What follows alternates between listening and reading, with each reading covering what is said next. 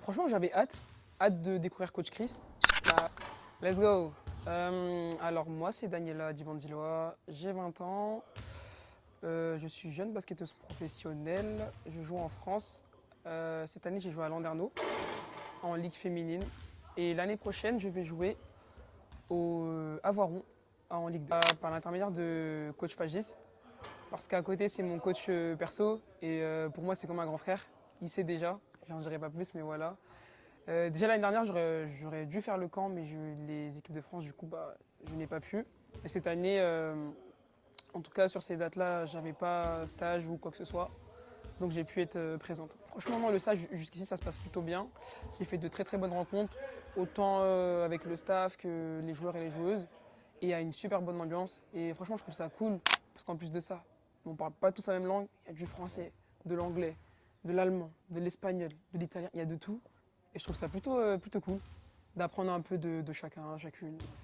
Voilà. Franchement, les choses les plus dures, enfin dur est un grand mot, parce que moi je dirais juste pour moi personnellement, enfin après c'est pas vraiment dur, mais juste quand j'ai fait un div avec coach Chris un matin, parce il voulait qu'on bosse quelque chose en spécifique, et c'était plus dur parce que vu que j'ai toujours eu l'habitude de faire comme ceci, là forcément il fallait s'adapter.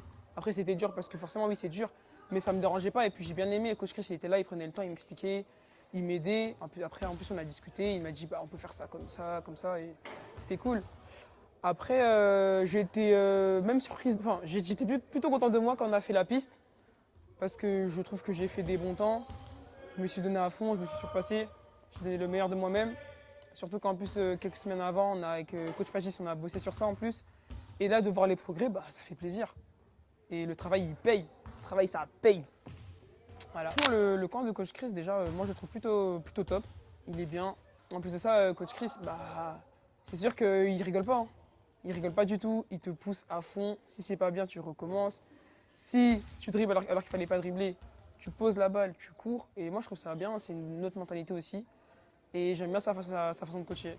Et en plus de ça, ça aide, mine de rien. Et coach Chris en tant que personnage, franchement, je le connaissais pas. Mais forcément, j'avais hâte de le découvrir.